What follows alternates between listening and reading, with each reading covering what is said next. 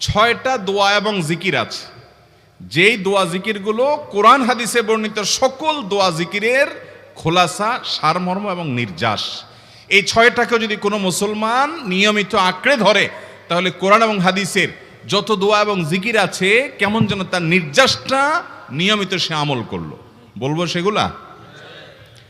এই 6টা দোয়া এবং জিকিরের মধ্যে সর্বপ্রথম হলো নবী করিম সাল্লাল্লাহু আলাইহি সাল্লামের প্রতি দুরূদ প্রেরণ করা। নবীজি সাল্লাল্লাহু আলাইহি সাল্লামের প্রতি দুরূদ প্রেরণ করার আমল এরকম আমল, আপনি যদি সারা দিনে শুধুমাত্র নবীজির প্রতি দুরূদ প্রেরণ করার আমলটাই জিকির হিসাবে সবচেয়ে বেশি করেন, দোয়া হিসাবে যদি এটাই আপনি সারাদিন করতে থাকেন, তো আপনার জন্য যথেষ্ট হবে। আল্লাহর কাছে আর কিছু না চাইলেও চলবে, আর কিছু না চাইলেও চলবে। দুরূদ মানে হলো নবীজির জন্য দোয়া করা। ভাই, আল্লাহ তার হাবিবকে রহম করবেন, আপনার আমার দোয়ার দিকে আল্লাহর তাকানোর কোনো ঠেকা আছে? নবীজি কি আমাদের দোয়ার কোনো মুখাপেক্ষী? কিন্তু আমরা তার জন্য দোয়া করলে ওই চান্সে আল্লাহ তাআলা আমাদের প্রতি অনুগ্রহ করবেন। একবার না, আপনি নবীজির প্রতি একবার রহমতের দোয়া করবেন, একবার দুরূদ পাঠ করবেন। মান সাল্লা আলাইয়া মাররাতান সাল্লাল্লাহু আলাইহি আশারা, নবীজি সাল্লাল্লাহু আলাইহি সাল্লাম বলেছেন, একবার আমার জন্য তোমরা দোয়া করলে, আমার প্রতি দুরূদ পাঠ করলে, আল্লাহ তাআলা তোমাদের জীবনে 10 বার 10 জায়গায় 10 টাইমস তোমাদের উপরে আল্লাহ তাআলা অনুগ্রহ করবেন।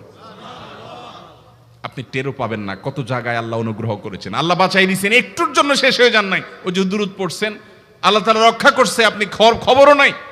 আল্লাহ তাআলা আপনার প্রতি বিশাল একটা দান করছে, আপনি লক্ষ্যও করেন নাই। ওই যে দুরূদ পড়ছেন একবার, 10 বার রহমত হবে। এভাবে যত দুরূদ পড়বে সে তত রহমত এবং অনুগ্রহ পাবে। এক সাহাবী বলেছেন, ইয়া রাসূলুল্লাহ, আমি আমার দোয়ার কত অংশ আপনার জন্য রিজার্ভ রাখবো? আমি তো আল্লাহর কাছে অনেক কিছু চাইবো, অনেক কিছু নিবেদন করব, আপনার জন্য যেন আল্লাহ রহমত নাজিল করে, এটাই হলো দুরূদ। এই দুরূদটা আমি কি পরিমাণ রাখবো? 4 ভাগের 1 ভাগ, 3 ভাগের 1 ভাগ, অর্ধেক? এরপরে সাহাবী বলছেন, আসলে যদি সবগুলোই করি, উনি এক একটা পার্সেন্টেজ বলছেন, আর নবী করিম সাল্লাল্লাহু আলাইহি সাল্লাম বলছেন যে, তাকে বোঝাচ্ছেন যে আরো বেশি করতে পারলে ভালো হয়। তো সাহাবী বাড়াইতে বাড়াইতে শেষ পর্যন্ত বলেন যে, আমার দোয়া যদি সবগুলো আপনার জন্য করি, আমি যদি আর কোনো দোয়া না করি, শুধু আপনার জন্যই দোয়া করি, নবী করিম সাল্লাল্লাহু আলাইহি সাল্লাম তাকে সুসংবাদ দিলেন যে, তাহলে তোমার আর কোনো সমস্যা থাকবে না, সব সমস্যা দূর হয়ে যাবে, তোমার কোনো পেরেশানি থাকবে না। ভাইরা আমার, দুরূদের আমল এমন একটা আমল যে আপনার জীবনে কোনো বিপদ, কোনো মুসিবত, কোনো পেরেশানি, কোনো সমস্যা দেখা দিয়েছে, আপনি যদি দুরূদ পড়তে থাকেন, কোনো কিছু মনে আসছে না, অনেক সময় ছাত্র জিজ্ঞেস করে, ভাই পরীক্ষার হলে পড়া ভুলে গেছি, কি করব? আমি দুরূদ পড়া শুরু করেন। আরবদেরকে দেখা যায় কোনো কিছু ভুলে গেলে তারা বলে আল্লাহুম্মা সাল্লি আলা মুহাম্মদ, আল্লাহুম্মা সাল্লি আলা মুহাম্মদ, এটা শুরু করে তারা। কারণ নবী করিম সাল্লাল্লাহু আলাইহি সাল্লাম এর হাদিস থেকে স্পষ্টভাবে, একটি নয় বহু হাদিস থেকে প্রমাণিত, যে ব্যক্তি দুরূদটা নিয়মিত পাঠ করবে, সালাত আলা নবীটাকে যে ব্যক্তি আঁকড়ে ধরবে, সব সময় তার মুখ থেকে সালাত সালাত সালাম চলতে থাকে, এই ব্যক্তির সকল গুনাহ আল্লাহ মাফ করে দিবেন, সকল পেরেশানি আল্লাহ তাআলা মুক্ত করে দিবেন। ভাইরা আমার, দুরূদের আমলটা এত গুরুত্বপূর্ণ আমল, এটা আমরা করি এখন। অনেকে আছেন যে আনুষ্ঠানিকতা যখন থাকে দুরূদের, মিলাদের, তখন একটু সালাত আলান নবী যেভাবে করেন। আর বাকি অনেকে আছেন যেগুলো করারও কোনো খোঁজ খবর নাই। দুরূদ বেশি বেশি করে পাঠ করবো তো ইনশাআল্লাহ। সবচেয়ে শ্রেষ্ঠ দুরূদ, সবচেয়ে উত্তম দুরূদ হলো দুরূদ ইব্রাহিম, যেটা নামাজে পড়েন। আর সবচেয়ে সংক্ষিপ্ত দুরূদ হলো সাল্লাল্লাহু আলাইহি ওয়াসাল্লাম। এছাড়া নবীজির প্রতি দোয়ামূলক যে কোনো দুরূদই আল্লাহর কাছে গ্রহণযোগ্য হতে পারে, যদি দুরূদের অর্থের মধ্যে, কথামালার মধ্যে খারাপ কিছু না থাকে।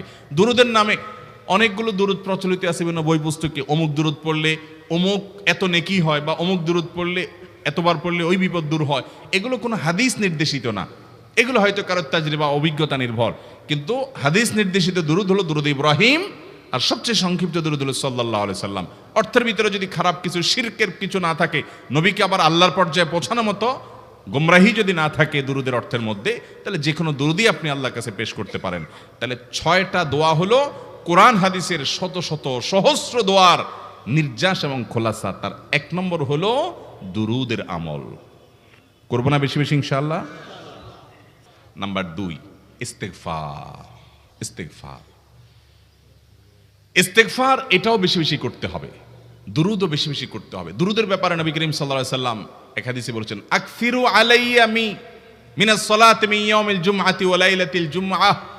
জুমার রাতে আর জুমার দিনে, অর্থাৎ বৃহস্পতিবার দিবাগত রাত আর জুমার দিন শুক্রবার, এই সময়গুলোতে তোমরা আমার প্রতি বেশি বেশি দুরূদ পাঠ করো। এই যে নবীজি বলছেন বেশি বেশি পাঠ করো, তাহলে দুরূদটা বেশি বেশি পাঠ করতে হবে। ঠিক একইভাবে 2 নম্বর যেটা, দ্বিতীয় আমল যেটা ইস্তেগফার, এটাও বেশি বেশি করতে হবে।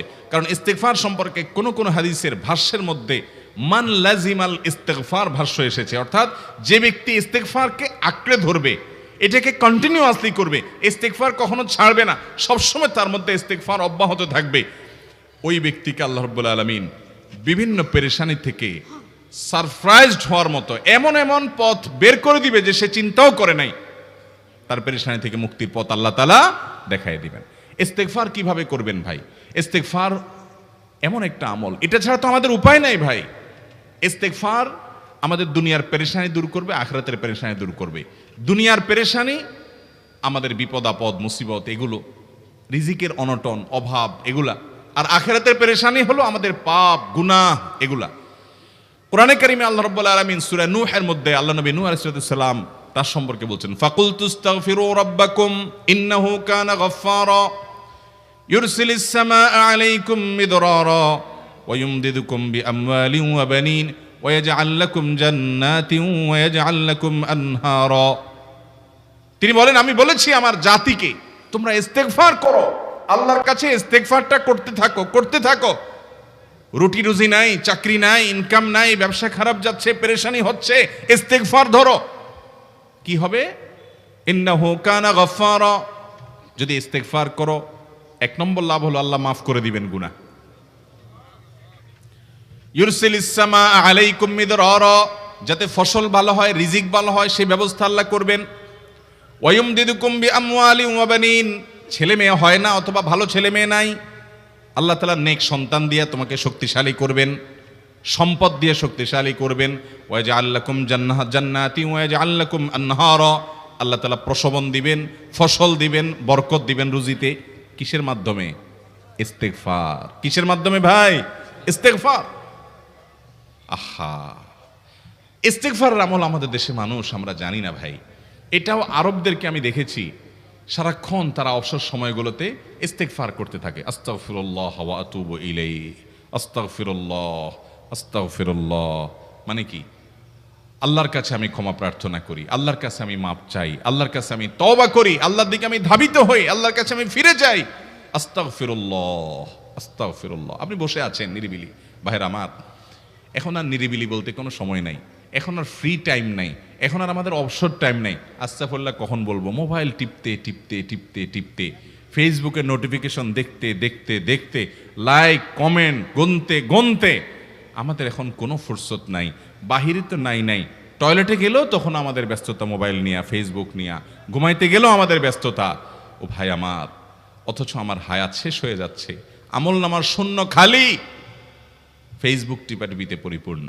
আল্লাহর কাছে কি নিয়ে যাবেন? ইস্তেগফার করবেন তো ইনশাআল্লাহ। ইস্তেগফারের ভিতরে সবচেয়ে শ্রেষ্ঠ ইস্তেগফার হলো সাইয়্যিদুল ইস্তেগফার। সাইয়্যিদুল ইস্তেগফারটা যদি মুখস্থ না পারেন, অন্তত লিখিত ভার্সনটা পড়েন। সাইয়্যিদুল ইস্তেগফারের যে অর্থ, এটার যে মর্ম, বড় হৃদয়গ্রাহী ভাই, বড় মর্মস্পর্শী। ইমানদার এটার অর্থের দিকে তাকায় যদি পড়ে, তো তার অন্তর না গলে পারে না। আল্লাহুম্মা আনতা রব্বি, হে আল্লাহ আপনি আমার রব, আপনি আমার পালনকর্তা লাগেন, আপনার সাথে আমার এই সম্পর্ক, আমি আপনার গোলাম, আপনি আমার রব, এই সম্পর্কটা আপনার সাথে আছে। আল্লাহুম্মা আনতা রব্বি লা ইলাহা ইল্লা আন্ত, ও আল্লাহ আপনি ছাড়া আমার ইবাদত, আমার গোলামি, আমার দাসত্ব, উপাসনার উপযুক্ত আর কেউ নাই। আল্লাহুম্মা আনতা রব্বি লা ইলাহা ইল্লা আন্ত খালাকতানি, আপনি আমাকে সৃষ্টি করেছেন, ওয়া আনা আবদুক, আল্লাহ আমি আপনার গোলাম। দেখেন কিভাবে আল্লাহর সাথে সম্পর্কটার কথা বলা হচ্ছে মুহাব্বতের সাথে। খালাকতানি ওয়া আনা আবদুক, আল্লাহ আপনি আমাকে সৃষ্টি করেছেন আর আমি আপনার গোলাম। ওয়া আনা আলা আহদিকা ওয়া ওয়া'দিকা মাস্তাতা'তু, আল্লাহ আপনার সাথে যে অঙ্গীকার করেছিলাম, আলাস্তু বিরব্বিকুম, আপনি জিজ্ঞেস করেছেন, আলমে আরওয়াহাতে আমরা বলেছি বালা, হ্যাঁ আপনি আমার রব। আপনাকে রব হিসাবে স্বীকৃতি দিয়ে আপনার গোলামি করার যে অঙ্গীকার আমরা করেছি, কালিমাতুশ শাহাদা যে আমরা পাঠ করেছি, এই যে আপনার সাথে কৃত অঙ্গীকার, রব হিসাবে স্বীকৃতি দেওয়ার পর, গোলাম হিসাবে মেনে নেওয়ার পর, আমি আপনার যে গোলামি করার কথা ছিল, ওয়ানা আলা আহদিকা ওয়া ওয়াদিকা মাস্তাতাতু, যতটুকু পারছি আমি সে ওয়াদার উপরে থাকার চেষ্টা করছি আল্লাহ। ওয়ানা আলা আহদিকা ওয়া ওয়াদিকা মাস্তাতাত আবুউ লাকা বিনিআমাতিকা আলাই, আল্লাহ আমি স্বীকার করি আপনি আমার প্রতি অনেক নিয়ামত দিয়েছেন, অনেক নিয়ামত দিয়েছেন, এটা আমি স্বীকার করি। ওয়া আবুউ লাকা বিযামবি, আর আমি এও স্বীকার করি যে আল্লাহ অনেক অপরাধ, অনেক পাপ আমার দ্বারা হয়ে গেছে। ফাগফিরলি, অতএব আপনি আমাকে মাফ করে দেন। ফাইন্নাহু লা ইয়াগফিরুয যুনুবা ইল্লা আনতা, কারণ আপনি ছাড়া আর কেউ গুনাহ ক্ষমা করতে পারবে। ভাইরা আমার, অর্থের দিকে লক্ষ্য করে করে, মর্মটা বুঝে বুঝে একটু সাইয়্যিদুল ইস্তিগফার পড়েন, লেখা দেখে দেখে পড়েন, ইউটিউব থেকে দেখে দেখে পড়েন, কিন্তু পড়েন। আল্লাহুম্মা আনতা রাব্বি লা ইলাহা ইল্লা আনত খালাকতানি ওয়া আনা আবদুকা ওয়া আনা আলা আহদিকা ওয়া ওয়াদিকা মাস্তাতাতু আউযু বিকা মিন শাররি আবুউ লাকা বিনিআমাতিকা আলাইয়া ওয়া আবুউ লাকা বিযামবি ফাগফিরলি ফাইন্নাহু লা ইয়াগফিরুয যুনুবা ইল্লা আনতা। এটা হলো বড় ইস্তিগফার। এত বড় ইস্তিগফার পড়তে পারেন না, কোনো পেরেশানি নাই, কোনো অসুবিধা নাই। সবচেয়ে ছোট ইস্তিগফার হলো আস্তাগফিরুল্লাহ আস্তাগফিরুল্লাহ আস্তাগফিরুল্লাহ। আল্লাহ আপনার কাছে ক্ষমা চাই, কত ভুল হয়ে যায়, কত অন্যায় হয়ে যায়। ভাইরা আমার, এটা হলো রিমুভার। ভুল করে কিছু লিখছেন, রিমুভ করে ফেলছেন, শেষ হয়ে গেছে।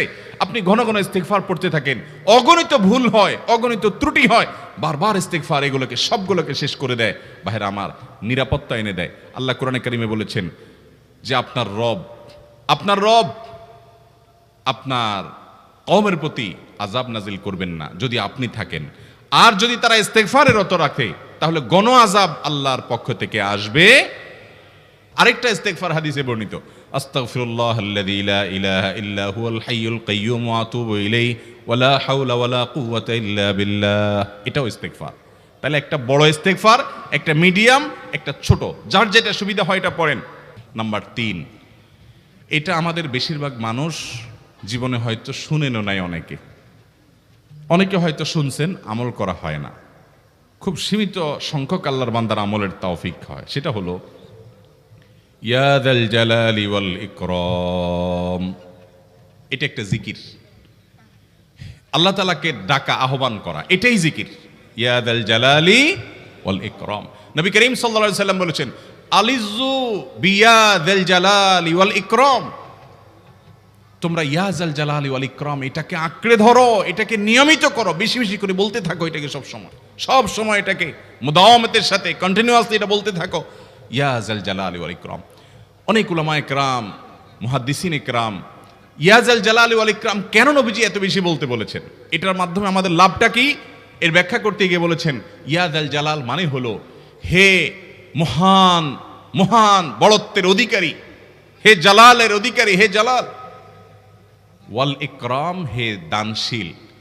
তাহলে প্রথম বাক্যে আল্লাহর বড়ত্বের কথা স্বীকৃতি দিয়ে প্রশংসা করা হয়, আর দ্বিতীয় বাক্যে হে দানশীল বলে আল্লাহ তাআলার কাছ থেকে চাওয়া হয় যে আপনি যেহেতু দানশীল এবং আপনি যদি মহান, অতএব আপনি আমাকে দান করেন। এটা ডাকলেই, আল্লাহকে এই বলে ডাকলেই চাওয়া হয়ে যায়। এই জন্য বেশি বেশি করে ইয়া যাল জালালি ওয়াল ইকরাম পড়তে হবে। নাম্বার 4 নম্বর যে দোয়া এবং জিকির করতে নবী করিম সাল্লাল্লাহু আলাইহি সাল্লাম সব সময় আমাদেরকে উৎসাহ দিয়েছেন, অনুপ্রেরণা দিয়েছেন। এবং ইবনে সাদি রাহিমাহুল্লাহ তিনি 6টা নির্যাস দোয়া এবং জিকির যে বলেছেন, তার 4 নম্বর হলো লা হাওলা ওয়ালা কুওয়াতা ইল্লা বিল্লাহ। লা হাওলা ওয়ালা কুওয়াতা ইল্লা বিল্লাহ। লা হাওলা ওয়ালা কুওয়াতা ইল্লা বিল্লাহ, এটা হলো সারেন্ডার করা, আল্লাহর কাছে সারেন্ডার করা, আত্মসমর্পণ করা। মানে আল্লাহ ছাড়া কোনো ভালো কাজ করার ক্ষমতা কারণ নাই, করার তৌফিক দেওয়ার ক্ষমতা কারণ নাই, আর পাপ থেকে বাঁচানোরও ক্ষমতা কারণ নাই। এই জন্য আমি কেমন যেন আল্লাহর কাছে সারেন্ডার করছেন, লা হাওলা ওয়ালা কুওয়াতা ইল্লা বিল্লাহ। কোনো অবস্থা, কোনো সামর্থ্য এগুলো কারোর কাছে নাই, শুধুমাত্র কার কাছে আছে? আল্লাহর কাছে আছে। এই অর্থ বুঝে আপনি লা হাওলা ওয়ালা কুওয়াতা ইল্লা বিল্লাহ বেশি বেশি পাঠ করবেন। নবী করিম সাল্লাল্লাহু আলাইহি সাল্লাম বলেছেন, তোমাদেরকে কি আমি জান্নাতের একটা ভান্ডারের খবর দিব যেটা জান্নাতের ভান্ডার, সওয়াব টওয়াব না, সাধারণ অল্প স্বল্প সওয়াব না, পুরো জান্নাতের ভান্ডারের সন্ধান দিয়ে দিব। সাহাবা একরাম তো চাইতেনই সেটা। নবীজি সাল্লাল্লাহু আলাইহি সাল্লাম তখন বলেছেন যে লা হাওলা ওয়ালা কুওয়াতা ইল্লা বিল্লাহ, এটা হলো কানজুম মিন কুনুজিল জান্নাহ, জান্নাতের ভান্ডার সমূহের মধ্যে থেকে একটা বড় ভান্ডার হলো লা হাওলা ওয়ালা কুওয়াতা ইল্লা বিল্লাহ। 5 নম্বর আমল হলো দোয়া ইউনুস। দোয়া ইউনুস জানা আছে তো? লা ইলাহা ইল্লা আনতা সুবহানাকা ইন্নী কুনতু মিনাজ জালিমিন। ভাইরা আমার, অর্থের দিকে তাকায়া মাঝে মধ্যে মোবাইল টোবাইল সব ফালায় রেখে একটু আল্লাহর সাথে কথা বলবেন, আল্লাহর সাথে একটু কানেক্টেড হওয়ার চেষ্টা করবেন, আল্লাহর সাথে একটু সংযুক্ত হওয়ার চেষ্টা করবেন। ডিসকানেক্টেড তো পুরো লাইফটা কাটাই দিলেন, একটু কানেক্টেড হওয়ার চেষ্টা করেন। প্রতিদিন কিছু সময় বসে একটু জিকির করেন, চলতে ফিরতে একটু আল্লাহকে সময় দেন। আপনি উপকৃত হবেন, আপনার কল্ব জিন্দা হবে, আমল নামা সওয়াবে পরিপূর্ণ হবে। লা ইলাহা ইল্লা আনতা সুবহানাক ইন্নী কুনতু মিনাজ জালিমিন। অর্থের দিকে তাকান, কত মর্মস্পর্শী। লা ইলাহা ইল্লা আনতা, আল্লাহ আপনি ছাড়া কোনো সত্যিকারের মাহবুদ নাই, উপাস্য নাই। সুবহানাক, আপনি পবিত্র, আমি আপনার পবিত্রতা জ্ঞাপন করছি। ইন্নী কুনতু মিনাজ জালিমিন, তবে আমি সেসব মানুষদের অন্তর্ভুক্ত যারা নিজের প্রতি নিজে জুলুম করেছে, অবিচার করেছে, অন্যায় করে আমার নিজের পায়ে নিজে কুড়াল মেরেছি বহু। অতএব আপনি আমাদের প্রতি রহম করেন। এই দোয়া পাঠ করে আপনারা সবাই জানেন আল্লাহর একজন নবী, তিনি জীবনের সবচেয়ে কঠিন পরিস্থিতির মুখোমুখি হয়ে এমন বিপদে পড়েছেন যে বিপদ থেকে উদ্ধারের কোনো পথ ছিল না।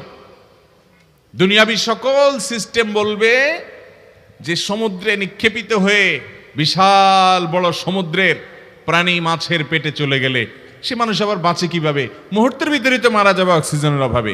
এটাই দুনিয়ার সিস্টেম বলে।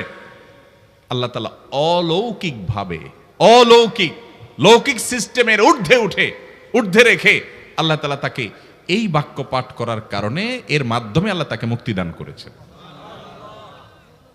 এবং আল্লাহ তাআলা এই ঘটনা কোরআনে উল্লেখ করার পর একটা সুসংবাদ বলছেন আমাদের সবার জন্য, বিরাট বড় আনন্দের সংবাদ। আল্লাহ বলেছেন ওয়াকাযালিকা নুনজিল মুমিনিন। এই বাক্য পাঠ করার পর ইউনুস আলাইহিস সালামকে শুধু রক্ষা করেছেন আল্লাহ তাই নয়, আল্লাহ বলেছেন একইভাবে তাকে যেরকম রক্ষা করেছি, এই বাক্য যদি কেউ পড়ার মতো পড়ে, হক আদায় করে পড়ে, মনের গভীর থেকে পড়ে, মর্ম উপলব্ধি করে পড়ে, নিয়মিত পড়ে, ওয়াকাযালিকা নুনজিল মুমিনিন, ঈমানদারদেরকে আমি রক্ষা করে দেব এভাবে। আরো শুনবেন, আমাদের প্রিয় নবী সাল্লাল্লাহু আলাইহি সাল্লাম বলেছেন, তোমরা আমার ভাই ইউনুস ইবনে মাত্তা যে দোয়া করেছে, ওই দোয়াটাকে তোমরা আঁকড়ে ধরবা, যে কোনো বিপদে আপদে মুসিবতে আল্লাহর কাছে চাইবা। আল্লাহর কাছে ডাইরেক্ট চাইলে যে পাওয়া যাবে, এটা অনেক মুসলমান বিশ্বাস করে না, ভালো করে জানে না। ভাইরা আমার, আল্লাহ কোরআনে বলেছেন উদউনি আস্তাজিব লাকুম, তোমরা আমার কাছে দোয়া করো, আমি কবুল করব। ওয়াদা করেছেন আল্লাহ তাআলা। আমার রব কি ওয়াদার খেলাফ করে? আমাদের রব ওয়াদার খেলাফ করে?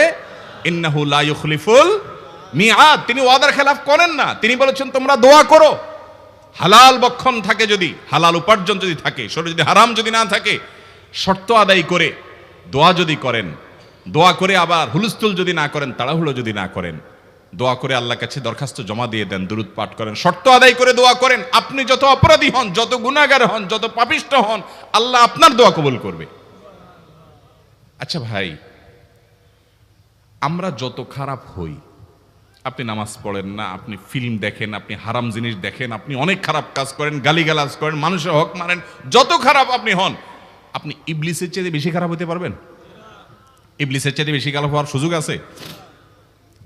খারাপের বাপ সে, তার মতো খারাপ তো আপনি চাইলেও হতে পারবেন না, ঠিক না ভাই? ঠিক। আচ্ছা, এই ইবলিস আল্লাহর কাছে দোয়া করছে কখন?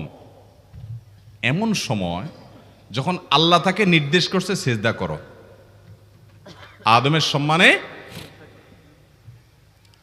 সেই নির্দেশ সে লঙ্ঘন করেছে, ডাইরেক্ট আল্লাহর সামনে সরাসরি লঙ্ঘন, সরাসরি বিদ্রোহ। আপনার সামনে আপনার ছেলে, আপনার কর্মচারী, আপনার কাজের লোক ডাইরেক্ট যদি একটা জিনিস বলে পারবো না, কি পরিমাণ মেজাজ আপনার গরম হবে চিন্তা করেন। অথচ আপনিও মানুষ, সেও মানুষ, আর আল্লাহ হলেন সৃষ্টিকর্তা, এ হলো সৃষ্টি। সে যুক্তি দেখায় খালাক্তানি মিন নার ওয়া খালাক্তাহু মিন তিন, আমারে আগুন থেকে তৈরি করছেন, তারে মাটি থেকে তৈরি করছেন, আমি কেন তারে সিজদা করব? তর্ক যুক্তি হাজির করে আল্লাহর নির্দেশকে আল্লাহর সামনে লঙ্ঘন করেছে। কত ডেঞ্জারাস সিচুয়েশন বুঝেন, কি পরিমাণ রাগ আল্লাহ রাব্বুল আলামিন হওয়ার কথা। তার তো গুণবাচক নাম শুধু রহমান রহিম না, তার গুণবাচক নাম আছে কি? কাহার, জব্বার। তো আল্লাহ রাব্বুল আলামিনের এই গুণবাচক নামও তো আছে। তিনি তো প্রচন্ড রকমের কাহারের অধিকারী। তো আল্লাহর সামনে ডাইরেক্ট তার আদেশকে লঙ্ঘন করেছে, হঠকারিতা দেখিয়েছে, অহংকার করেছে, দম্ভ দেখিয়েছে, এত বড় বেয়াদবি করেছে। ওই টাইমে আল্লাহ তাআলা তো রাগ হওয়ার কথা। ওই রাগের সময়, ওই কঠিন সময় ইবলিস যখন আল্লাহ তাকে বললেন, যাও ফখরুজ মিনহা ফাইন্নাকা রাজিম, জান্নাত থেকে বের হও, তুমি বিতাড়িত, আল্লাহ রাগ হয়ে তাকে জান্নাত থেকে বের করে দিলেন। ভাইরা আমার, এই রকম সময় পর্যন্ত ইবলিস দোয়া করে বসছে। কি দোয়া করছে? রব্বি আনজিরনি ইলা ইয়াউমি ইউবআসুন, আল্লাহ আমাকে সুযোগ দেন, কিয়ামত পর্যন্ত হায়াতটা দেন আমারে, দোয়া করে বসছে। কিন্তু আল্লাহ তাআলা কি করছেন? আল্লাহ বলছেন, তো বড় সাহস তোর বেটা, মাত্র সিজদা করতে বলছেন করলি না, কমবখত, আবার দোয়া করস? আল্লাহ সেটা বলেন নাই। আল্লাহ কি করছেন? ইন্নাকা মিনাল মুনজারিন, যাও তোমাকে সুযোগ দেয়া হলো। সুবহানাল্লাহ। ইবলিস যদি আল্লাহর রাগ হওয়ার মতো সময়ে, ক্রোধ হওয়ার মতো সময়ে আল্লাহর সামনে আল্লাহর সরাসরি অবাধ্য হয়ে আল্লাহ তাকে বের করে দিচ্ছেন বিতাড়িত শয়তানকে, ওই টাইমে যদি দোয়া করার পর ইবলিসের দোয়া কবুল হয়, ও মুসলমান, আপনি আল্লাহর গোলাম হিসেবে নিজেকে স্বীকার করেন, আপনি যত পাপিষ্ঠ হন না কেন, আপনার দোয়া কেন কবুল হবে না? আল্লাহর কাছে দোয়া করবো না ইনশাআল্লাহ? ইবলিসই আমাদেরকে বুঝায়, ফুসলায়, তুই কোন মুখে দোয়া করবি আল্লাহর কাছে? তোর নামাজের ঠিক নাই, তোর ইবাদতের ঠিক নাই, এত আকাম কুকাম করস ফেসবুকে, ইউটিউবে, তোর মতো 2 নম্বর একটা মানুষ, কোন মুখে আল্লাহর কাছে দোয়া করবি? থাক, দোয়া করিস না, আমি কেমনে এই মুখ নিয়ে দোয়া করবি? এটা যখন আপনার মনের ভিতরে আসে, তখন বুঝবেন যে মিস্টার ইবলিস অ্যাক্টিভ হয়ে গেছে আপনার শরীরে। কথা কি বুঝাতে পারছি? আল্লাহর কাছে দোয়া করবেন তো ইনশাআল্লাহ? এই 6টা দোয়া জিকিরের 5 নম্বর দোয়া ইউনুস, অর্থ সহকারে বুঝে বুঝে আল্লাহর কাছে চাইবেন এবং দোয়া করবেন। 6 নম্বর হলো সুবহানাল্লাহ, আলহামদুলিল্লাহ, লা ইলাহা ইল্লাল্লাহ, আল্লাহু আকবার। এই বাক্যগুলো দেখবেন ঘুরে ফিরে নবী করিম সাল্লাল্লাহু আলাইহি ওয়াসাল্লাম সারাদিন পড়তেন। 5 ওয়াক্ত নামাজের পরে 33 বার দেখবেন। আবার দেখবেন সকাল সন্ধ্যায় সুবহানাল্লাহি ওয়া বিহামদি 100 বার, সুবহানাল্লাহি ওয়াল হামদুলিল্লাহি আল্লাহু আকবার 100 বার।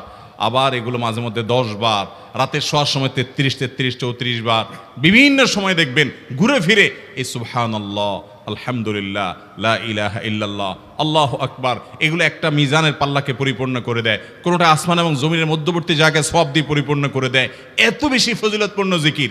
এই জন্য পুরো কোরআন হাদিসের দোয়া এবং জিকিরের নির্যাসের শেষ এবং 6 নম্বর হলো বেশি বেশি করে দিন রাত 24 ঘন্টা যখন সুযোগ পাবেন, যেখানে যেখানে হাদিসে যে সংখ্যা বলা আছে ওটাতে করবেনই, ওর বাইরেও বেশি বেশি করে সুবহানাল্লাহ, আলহামদুলিল্লাহ, লা ইলাহা ইল্লাল্লাহ, আল্লাহু আকবার বেশি বেশি করব না ইনশাআল্লাহ? আবারও বলছি, পুরো কোরআন হাদিসের দোয়া এবং জিকিরের নির্যাস 6টির একটি হলো, এটি ইবনে সাঈদী রাহিমাহুল্লাহর গবেষণা, তার গবেষণার আলোকে তিনি এটা পেশ করেছেন। এটি আবার কোন হাদিস থেকে নির্যাস বের করে দেওয়া হয়েছে সে নয়, এটা একজন মুফাসসিরের গবেষণা। তিনি বলেছেন কোরআন হাদিসে যত দোয়া বলা হয়েছে সবগুলার মর্ম কথা এর মধ্যে চলে আসে। তাছাড়া নবী সাল্লাল্লাহু আলাইহি ওয়াসাল্লাম এবং কোরআনে এইগুলাকে বেশি বেশি করতে বলেছেন। আলিজ্জু, আকফিরু, মান লাজিমা, এই শব্দগুলো ব্যবহার করা হয়েছে। এই জন্য এগুলো বেশি বেশি করে করতে হবে। এই যে শেষেরটা নবী সাল্লাল্লাহু আলাইহি ওয়াসাল্লাম সবসময় বিভিন্ন জায়গায় করতেন। আবারও বলছি, নাম্বার 1 দুরুদ, নাম্বার 2 ইস্তিগফার, নাম্বার 3 ইয়া যাল জালালি ওয়াল ইকরাম, নাম্বার 4 লা হাওলা ওয়ালা কুওয়াতা ইল্লা বিল্লাহ, জান্নাতের ভান্ডার এটা, নাম্বার 5 লা ইলাহা ইল্লা আনতা সুবহানাকা ইন্নী কুনতু মিনাজ জালিমিন, বিপদ না আসলেও স্বাভাবিক অবস্থায় পড়বেন। নাম্বার 6 সুবহানাল্লাহি ওয়াল হামদুলিল্লাহি ওয়া লা ইলাহা ইল্লাল্লাহু আল্লাহু আকবার। নিয়মিত করব তো ইনশাআল্লাহ? আল্লাহ আমাকে আপনাকে আমাদের সবাইকে আমল করার তৌফিক দান করুন, সব সময় জিকিরের মধ্যে থাকার তৌফিক দান করুন।